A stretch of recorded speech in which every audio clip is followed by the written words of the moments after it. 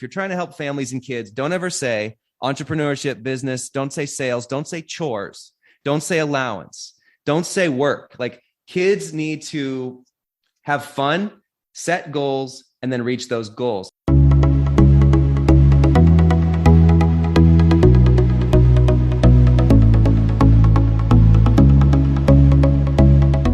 You're listening to Banking on Digital Growth with James Robert Lay, a podcast that empowers financial brand marketing, sales, and leadership teams to maximize their digital growth potential by generating 10 times more loans and deposits.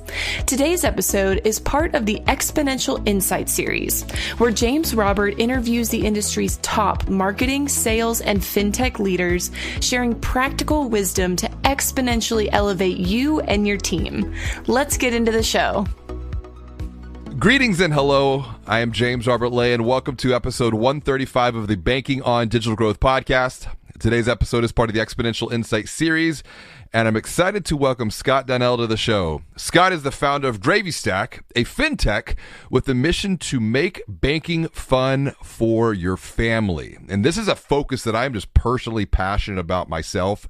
Scott and I, we also have some very big goals. We have big visions. He wants to use his businesses to help 1 billion people reduce suffering and find healing. And then number 2, he wants to give away $1 billion to help reduce suffering and find healing as well. Now, that sounds a lot like our 1BX BTR purpose, which is to make the world 1 billion times better by guiding 1 billion people beyond financial stress towards a bigger, better, brighter future. So this is going to be a fun conversation, Scott. Welcome to the show, buddy. Good to be here, man. Like minds, that's for sure. You know, definitely. And when we first connected, and you were just downloading your brain, I was so excited about everything that's all up there just now, and still what is yet to come. Before we get into this whole idea around fintech, which I think, you know, for the dear listener, they're going to get a lot from it, because if you think about a bank, you think about a credit union, they're talking fintech. They don't know how it all works. You know, do we collaborate with them? Do we build it ourselves? Do we launch something? So to get behind the scenes with that, but before we get there, what are you excited about right now? Personally, professionally, it's always your pick. What am I excited about? My 5-year-old just learned how to tie shoes. Tie shoelaces. My 1-year-old just started walking.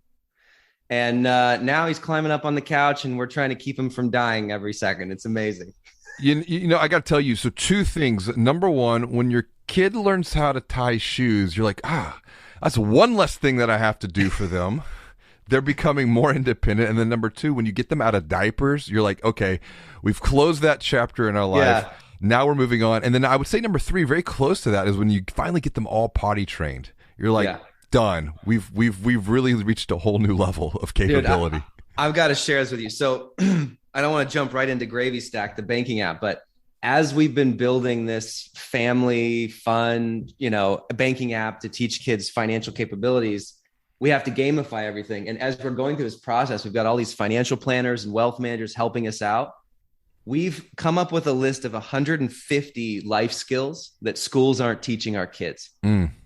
And with all of us brainstormed for like 2 weeks, like, okay, wow. Yeah. They're not teaching delayed gratification. They're not teaching all the financial principles, you know, the budget, saving, debt, loans, investing. They're not teaching how to tie a tie, change a car tire, negotiation, public speaking, apprenticeships. You know, the best way to learn is to watch somebody do something that you might want to be someday, right? Yes. Like there's just this list just goes on and on and on. And so what my wife and I are doing is we're going to map out for our kids. Like, all right, Reagan's 5, Sawyer's 3, Owen's 1. Starting one of the best books I'm reading is Ages 6 to 12. You just have to look it up. It's called Ages 6 to 12. I'll send you the notes on it. It's like, that's the time of life. Okay. Where your kid is like, they're reaching for you. All right. Like they're reaching their hand up for you. And you have this beautiful window where they don't need you every second. You're not like wiping butts and feeding them and, you know, everything. They are getting to be more independent, but they still absolutely, you're their best friend. You're their superhero. That is a very special time of life. And you need to take every second advantage of that, right? Like I just dropped 4 meetings yesterday so we could go to the aquarium. You know, Like that's the kind of stuff. Like my son got his Bible at school like 2 weeks ago, and I had a huge meeting with like one of the main heads of Marvel and other people for one of our other companies, and I just dropped it. I'm like, I'm coming, and I like drove straight there. My wife texted me like that. We have a whole list of things we want our kids to do, and we want to do with them from ages 6 to 12 because it's such formative years, and that's going to set you up for the rest of your life to become, incredible guides and coaches and sages for your kids later. I don't say friend because you don't want to be your kid's friend.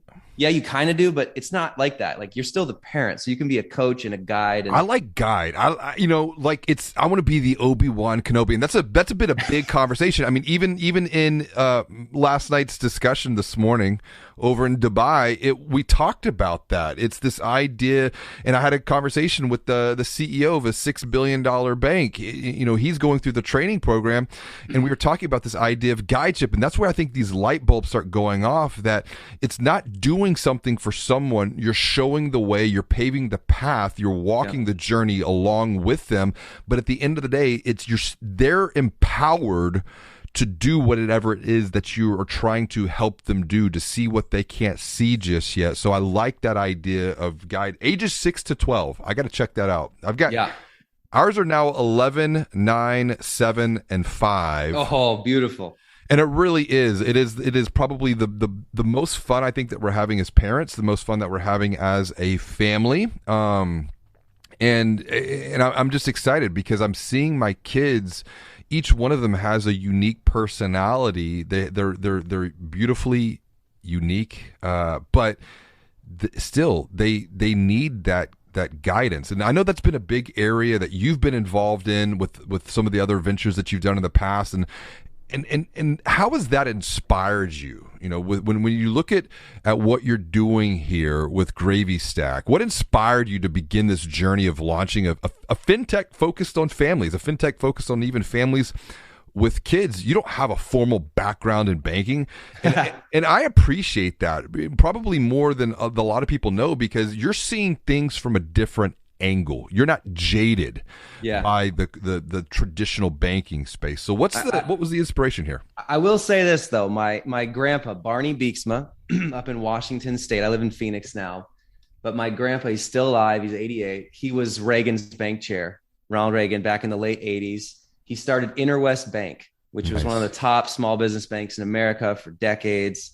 88 branches. I think they sold out to Wells Fargo in like 2001.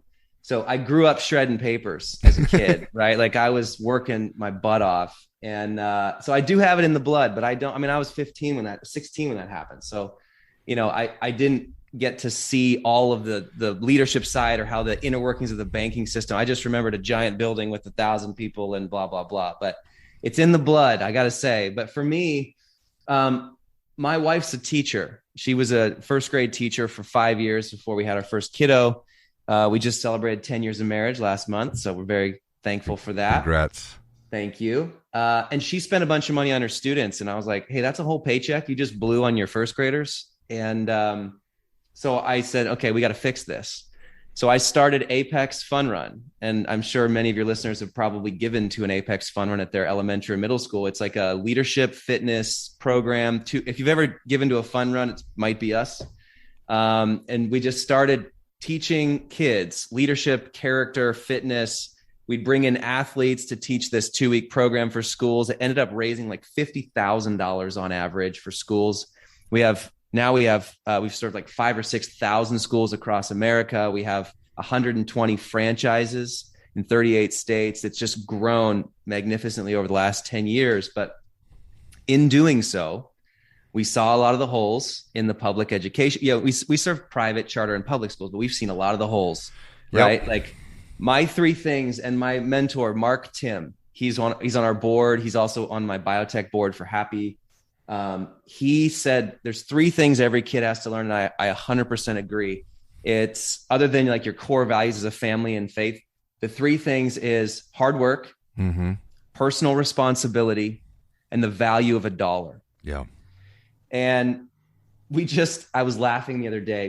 We've given 30 million live lessons to kids now, live in person. We've watched how they learn. I know every little piece of how a kid has to learn something to make it stick. Learn by doing, challenge-based, action-based. You got to make it fun. You if you're listening and you're a bank right now, please don't ever give out another blog or a PDF printout or something stupid like that. Like, gamify people. Like, that's the future. And so we're basically turning Fortnite into banking. It's the apprentice. It's almost the apprenticeship. It's like learning by doing. It's the experience that you gain through that process right there. That's right.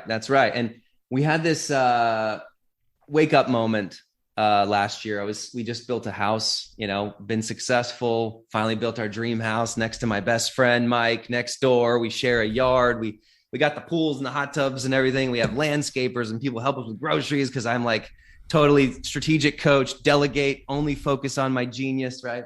Absolutely. And we're sitting there having a dinner with my buddy Mark, who's flying in. He flew in on his plane with his wife, and they got 6 kids that are kind of grown up now. He lives on a 132-acre farm, right, in outside of Indianapolis. And he basically said, "Man, I'm so proud of you. I hope those kids learn hard work."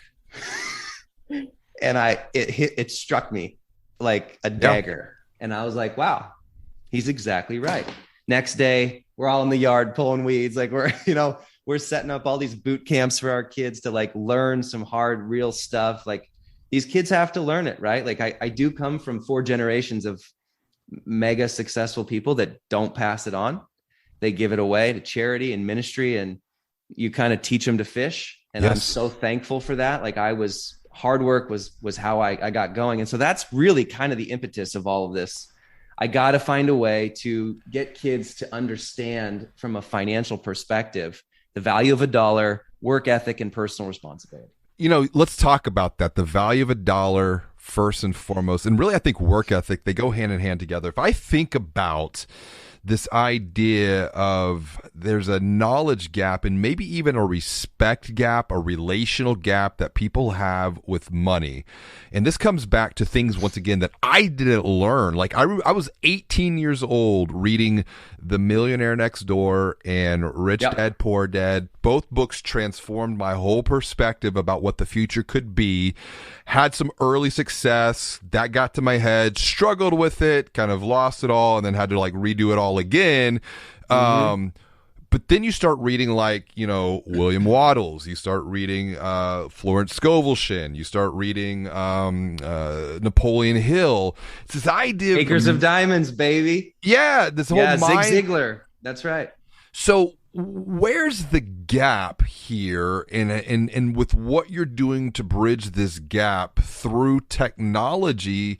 Because it's not about the technology. Technology is just a tool to be a guide of sorts. Where's the gap, and what are you doing to bridge this gap around just money and mindset and knowledge, the value of a dollar? Yeah. So one of the main principles that we hold dear at Gravy Stack is kids need to learn both how to make and manage money. A lot of people get it wrong. They start with spending. They start with debit cards. They start with, here's a debit card, kid. That to me is a weapon. And why would you give someone a weapon without proper training? And so for us, it's all about teaching kids like how to earn, right? Learn through earn and making money and revenue streams and going through the different challenges and things that we have set up to take kids from 0 to 100 and understanding the value of a dollar, right? Like one of my partners, Trav, who you've talked to, his son has one of those debit card programs out there for kids that you pay a couple bucks a month. And he went to the arcade and blew $80. Ooh. And Travis had to cut him off. And he came home. He's like, "What's going on, Bear?" And he's like, "Dad, I had it. It was in there. I mean, why not? You cover all my needs." Like, think about kids. Like, they got all their needs covered, right? Like food, most of them, food, shelter, clothing is covered. They're not thinking about that stuff. They're thinking about when you give them a debit card, that's fun money, right? Yeah. And it's hard for them to learn the principles of saving and delayed gratification and, through the 3 jars model. Another thing that I have a real pet peeve is, by the way, is why do we have checking accounts? If no kid that can't drink yet is ever going to write a check. Okay. They won't. This world is changing so fast. And we actually interviewed hundreds of families. We have these core group of hundreds of families that we're always passing everything by. Like, check this out, check these Figma screens out. What do you think about this? Would you do this? And we asked the kids before we talked to the parents, by the way. because the kids have to fall in love with it. We found out that the moment mom and dad took their piggy bank money and put it into a bank account that the kids never saw again or never logged into, why would they? It's an accounting ledger. It's boring as heck. Okay. Right. The kids thought that mom and dad stole it. Almost all of them.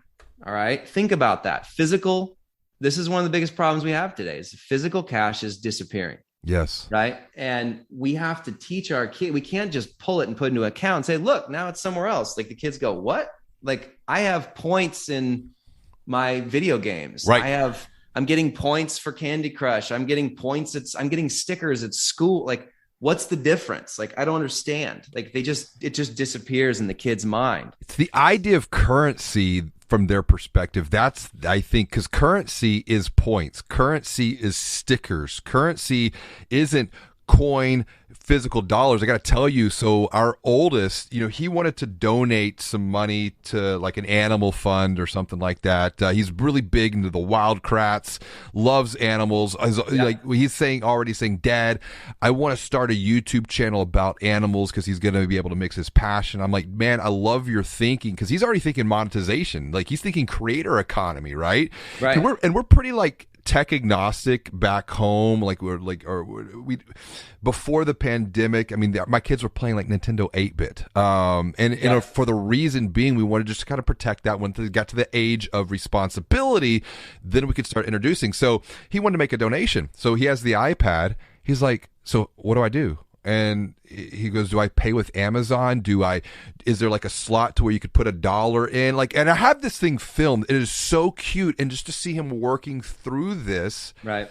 And then my oldest daughter, this idea of how to make money, entrepreneurship. That's a big personal subject of his passion for me, because you're right. I think financial education, financial literacy, it's like how to spend, how to manage. What does that even matter if you don't even have it to spend and manage to begin with in the first place? So right. The two of the oldest ones, they got together, they pooled their money, and they bought a snow cone machine this past summer. And I'm like, that's your capital. That's your investment.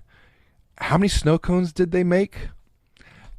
0. Why? Because Dad's not going to push them to go out. Like, you've got that first step, but you need to get that next level up to get the drive. Now, I'll go sit out in the driveway with you, but it's that idea of, trying to help them, but still not do it for them. That's right. I've got a million things to say on this, by the way. We started doing business fairs 10 years ago. childrensbusinessfairs.org, childrensbusinessfair.org. If you guys want to launch a business fair in your local neighborhood, or it's an unbelievable community builder. If you're a bank, like if anyone listening, there's like 800 of them going on around the world now for free. You set up some tents and some tables and you invite the local kids or your customers, families. They come and they set up a booth. And then guess what? They bring all the audience, because you just have them email 10 to 20 of their family and friends or post on social. Hey, come out Saturday from 10 to 1. We got a business fair going on. I'll be at this booth. And then kids sell whatever they make. It could be brownies or cartoons, or we had kids paper airplanes for $1. We had a girl sitting on a stool giving advice for $3. She was 8 years old, right? The cutest thing ever. So we've been doing this for 10 years just for fun. I'm the MC. Kids learn about profit. They learn about how to make a pitch. They learn about their costs. They learn about how to sell to, safely to a stranger. So it's just an unbelievable model. Like, it's called Children's Business Fairs. And then we launched, by the way, my 5-year-old Reagan gets to do her first business fair this year. She's selling flowers in November. It's here in Arcadia in Phoenix. But when kids learn this stuff, they're like, I can't tell you, we've been doing it for 10 years. I get dozens of emails and texts every year. Kids going into college and their parents go, yeah, that was free. My kid made $300 in 3 hours on average. That's what they make. And they didn't learn anything better from 0 to 18. That was like the best thing they learned. Yeah. And I kept hearing this year after year after year. And so last year, we launched myfirstsale.com, basically helping kids digitize that. So let's take you through our course. It's $100, and then you can launch your own page on our site, basically like an Etsy page, and sell to all your family and friends. And people can rank you with like thumbs up. They can give it, tips. They can buy your product, and kids basically sell out. They're making thousands in the first couple weeks and then they're done. Well, that is an unbelievable learning model for kids. And so we were sitting around in January, and one of our mentors was like, man, that's an awesome model. But you can't scale it very fast because a lot of parents are scared, right? This is the biggest thing I found out is parents have round to zero plan to teach their kids financial literacy and financial capabilities. And when it comes to selling or business or entrepreneurship, those are like turnoff words because mom and dad go, oh man, I'm too scared to launch my own business, much less for my kid or help my kid do it. And so it's a huge turnoff. In fact, don't ever use these words. If you're trying to help families and kids, don't ever say entrepreneurship, business, don't say sales, don't say chores, don't say allowance, don't say work. Like kids need to have fun, set goals, and then reach those goals. In fact, back to your snow cone deal, one of my best things is forget the money. You just say, all right, what do you want? You want an AirPod? You want AirPods? You want a video game? You want a bike? Let's set a goal. And then all we're going to do is we're going to do the math and figure out snow cones to goal. We did that. We did that. There you go. We backed it out into break even and then profitability so that they could go and achieve that. Now, this is where delayed gratification came into play because my oldest son, he wanted, I don't even remember what it was like. It's like he wants something new every week, every other week. But I have a deal with him. I'm like, give it 10 days. You think about it and you come back and visit me in 10 days. And if the feeling is still 100%, dude, you're golden. Go ahead. But if it's 90% or if it's 80%, if you're not 100% sure, give it another 10 days. Technology has transformed our world, and digital has changed the way consumers shop for and buy financial services forever. Now consumers make purchase decisions long before they walk into a branch, if they walk into a branch at all. But your financial brand still wants to grow loans and deposits. We get it. Digital growth can feel confusing, frustrating, and overwhelming for any financial brand marketing and sales leader. But it doesn't have to, because James Robert wrote the book that guides you every step of the way along your digital growth journey. Visit www.digitalgrowth.com to get a preview of his best-selling book, Banking on Digital Growth, or order a copy right now for you and your team from Amazon. Inside, you'll find a strategic marketing manifesto that was written to transform financial brands, and it is packed full of practical and proven insights you can start using today to confidently generate 10 times more loans and deposits. Now, back to the show. And I've seen him talk himself out of things so frequently now because it's like it's not 100%. Yeah. It's like it's like the ancient wisdom. Like let your yes mean yes and your no mean no. You need to be 100% about it. And you're right. It's the idea of goal setting, because now we can really go down a rabbit hole with that. That's another area of opportunity is how to, number one, how to set goals. Number two, how to track and progress measurement against that.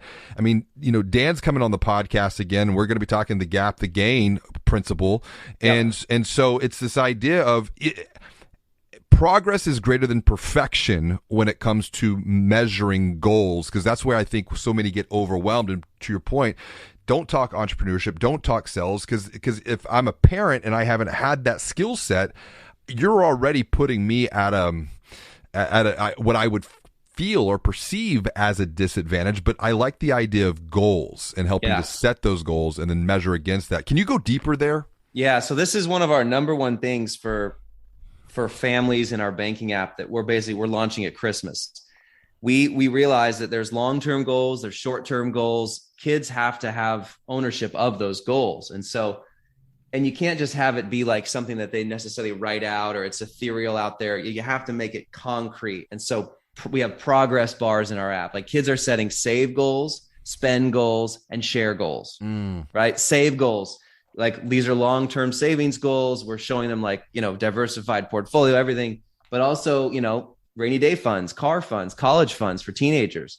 And then you're seeing progress towards those goals.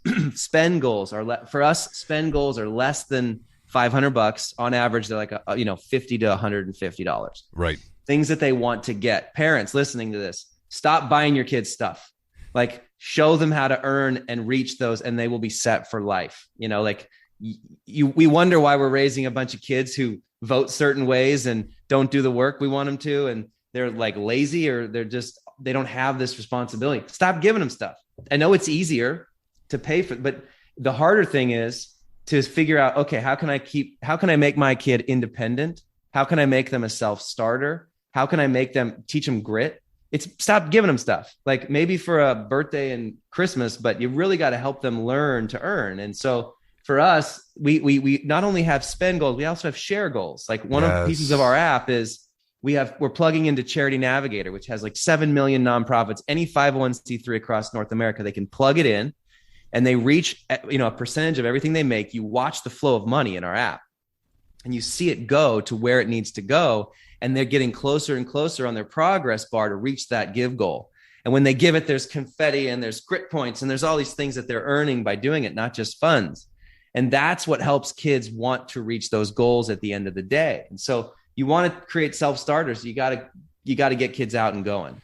That's a great point about like even gifting. My wife and I, our whole gifting strategy has transformed over the years to where for birthdays, it's pretty much like maybe one gift. For Christmas, it's typically, I think, 3 or 4.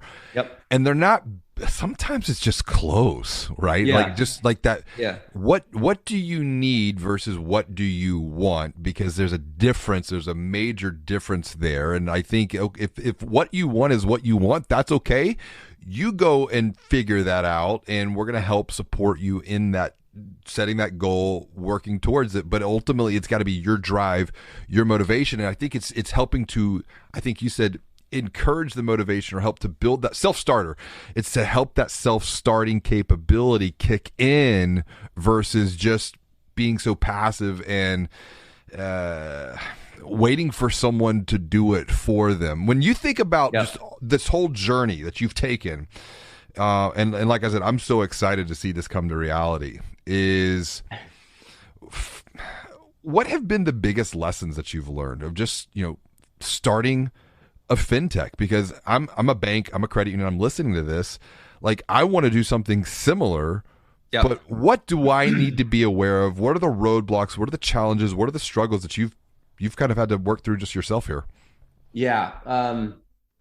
So first of all, anything in fintech, double the money and triple the time is like baseline for anybody marching through tech. It's not easy. It's always evolving. One of the biggest things I've realized, like I said before, is that families do not have a plan. And there's a lot of reasons for that, right? Like in school, schools are failing our kids, blah, blah, blah. Well, think about it from a teacher's perspective, man. Like a teacher is doing everything that he or she can to help the kids with the resources at their disposal. Okay. We don't blame teachers for anything. Teachers are like heroes in my book. Like we should double their pay somehow and stop having all the bureaucracy and hierarchy. Like my wife had a first grader with some extra needs, and there were 7 people from the district in one of the meetings. And it's like, what the heck? Right. Just give my wife an extra $500 to help that kid and it'll get solved in an hour. Right. Like it's ridiculous. But you think about teachers, right? Like they're never going to touch this money idea because it's almost like telling the kids what to eat. Like there's rules against what teachers can tell kids on what to eat because of nutrition and diet. And, they just can't do that. Right. With money, they don't even want to because they don't even personally know all the rules themselves. And how are they going to tell a kid what to do in their family with money? Parents feel the same way because they don't want their kids. A lot of parents make the mistake, I think, of not telling their kids anything because they don't want their kids to know how much money they've stocked away. Maybe they don't have much saved, but even if they do, they don't want their kid thinking it's all theirs. They want their kid not even knowing about it until it comes college time. And look, I got thousands and thousands of dollars for you to drop on college. Well, the problem there is parents don't have a map. What it does is it leaves the kids like drowning in ignorance. And so what we're trying to do with this is give a Eagle Scout model where the parents are bringing the kids along, right?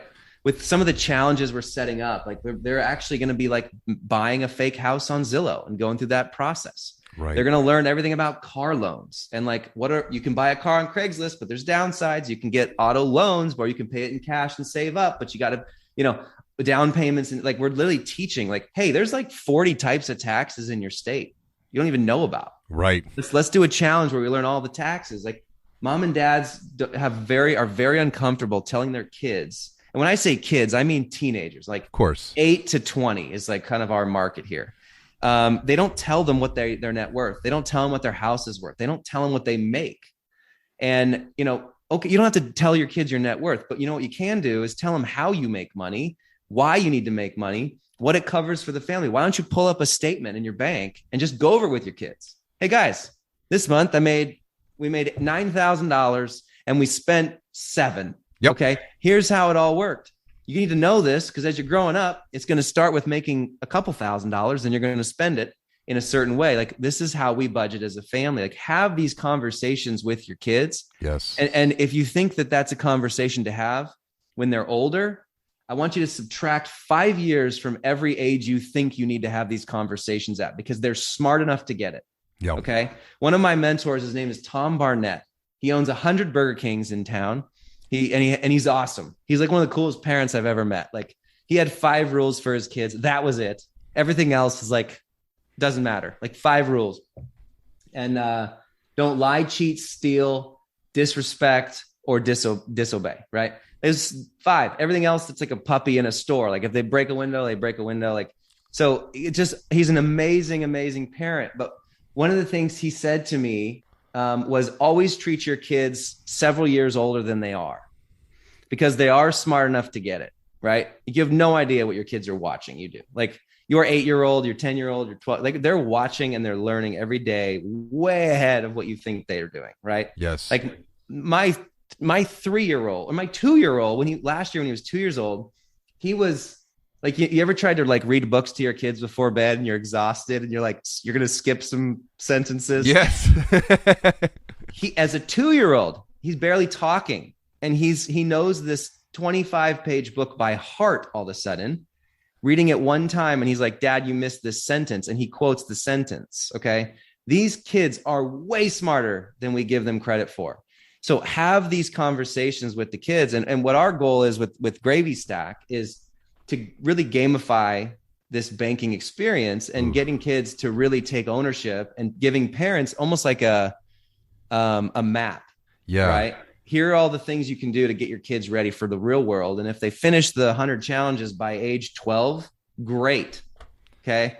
Yeah, that's our thoughts. I like the Eagle Scout because it is something that they're collaborating on, and it's that collaboration. I think that's where the real secret is, because, sometimes you're the teacher, sometimes you're the student, but through either experience, there's always a lesson to be learned. And then the other thing too, as you're talking through this, I'm a bank, I'm a credit union, I've been around for, 50, 100, 150 years.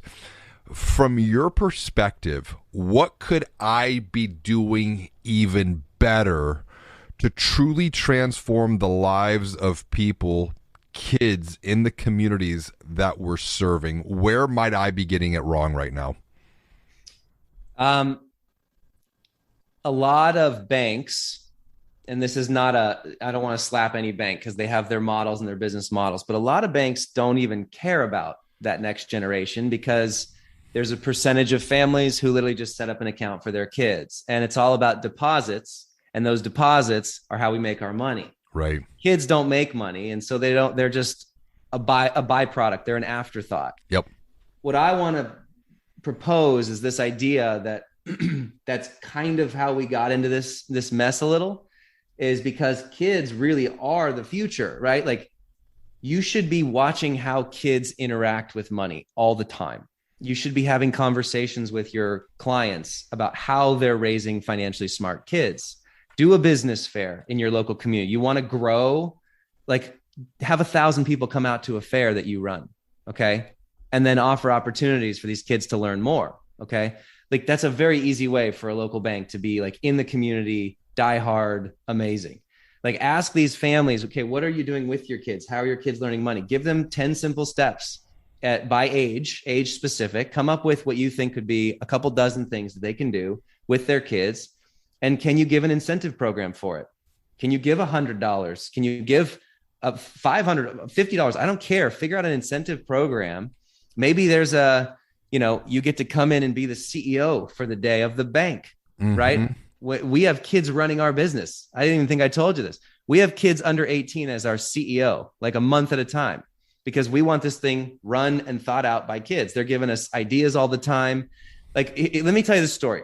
Steve Jobs, who I don't want to become Steve Jobs. I've had a lot of people tell me I'm like Elon Musk and Steve Jobs. I'm like, okay, well, those guys are crazy.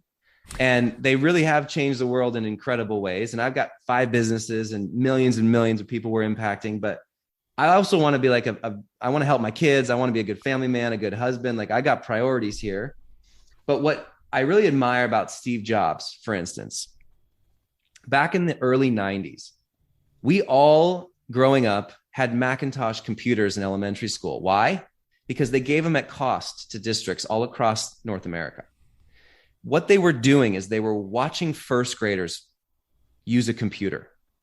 They were watching 5-year-olds and 7-year-olds touch the screen in the 90s. Okay. Yep. That now we have an iPhone. Okay. That's how you evolve. You have to watch the next generation bank and interact with money so that they can be able to grow with you and you can build in systems. It's different for everybody, right? Like if you're a small credit union or you're a huge, large branch or you're more tech related, you have to watch your customer. You have to listen to your customer. You have to see how they interact with stuff and then build products and build systems that serve them. That's how banks are going to make it. That right there, I think that's like the big takeaway from all of this conversation. And if you stuck around to the end, you've got it, because it comes down to this. You have to go all in on the future. And what I mean by that is you have to ask, first and foremost, like what's going on? What are people's questions? What are people's concerns? What are their hopes? What are their dreams? Number 2, you then have to listen to what those answers are, and then you have to learn. And what I mean by learn is that comes through the observation, back to your point of the Macintosh and observing these kids, because when you ask and you listen, sometimes you might not get the full truth, but when you learn through observation, that's where the real magic happens. And I can think back to the conversation at the conference I was speaking at this morning in Dubai. The banks historically have launched products without any type of market research. They think that we need this, so we need this, therefore the market. But we bridge that gap by it's really like human-centered growth by putting people at the center of all of your thinking, all of your doing. Scott, this has been such a great conversation. If someone wants to continue the conversation with you, what's the best way for them to reach out, say hello, learn a little bit more about what you're doing with Gravy Stack? What's the best way for them to do that? Yeah, gravystack.com. You can head there, join our wait list. We're getting a bunch of people on board to launch our first product by Christmas. That's the best way you can interact with us. We're also on social media, Gravy Stack. We used the Gravy Stack as the name because we don't want it to sound like, we want it to sound fun, right? Like it has to sound like a video game for these teens, like gravy train and stack some money. So we just put it together, Gravy Stack. You will not forget it. I will say that. But yeah, go to gravystack.com. And I want to end with this real quick, that the best advice I can give to banks and anybody who's in this space, what I've learned in the last few years, like my net worth, my network, my vision is all dependent on your vision. And I think that, our biggest problem in our society is leaders without vision, and without vision, people perish. And so how can you as a bank, and how can you as a local community support, is what you really are. How can you have a vision that extends past the next 10 years, yes, the next 5, like, what is your vision for the next generation? What is your vision for these families? Like, people are attracted to vision. I cannot tell you how many world-class people I've hired who only joined us. And we just hired a guy who just gave up $1 million in stock at PayPal, okay, to join us. It's because of the vision that we set. And your vision has to always be growing and always be getting clearer for the future. And the more that you let that out to your network, the more people are caught up in it. That's what you can do as a great leader of a local bank or a local community organization. That right there, and I wrote about this in Banking on Digital Growth. He even used that old ancient wisdom where there's no vision, the people perish, because it's this idea of when you think about leadership is about casting that vision, crafting it around a purpose that's greater than even the mission. It's about empowering and elevating other people. That's what is attractive. That's what is going to really propel you forward, because leaders lead into the future, managers manage in the present moment, but we need both sides of the equation to continue to make progress on this journey. Scott, this has been so much fun, man. Thank you so much for joining me on another episode of Digital Growth. All the best as you continue forward on your own journey here. Thanks, man. I had a lot of fun. This was great. As always, and until next time, be well, do good, and make your bed. Thank you for listening to another episode of Banking on Digital Growth with James Robert Lay. Like what you hear? Tell a friend about the podcast and leave us a review on Apple Podcasts, Google Podcasts, or Spotify, and subscribe while you're there. To get even more practical and proven insights, visit www.digitalgrowth.com to grab a preview of James Robert's best-selling book, Banking on Digital Growth, or order a copy right now for you and your team from Amazon. Inside, you'll find a strategic marketing and sales blueprint framed around 12 key areas of focus that empower you to confidently generate 10 times more loans and deposits. Until next time, be well and do good.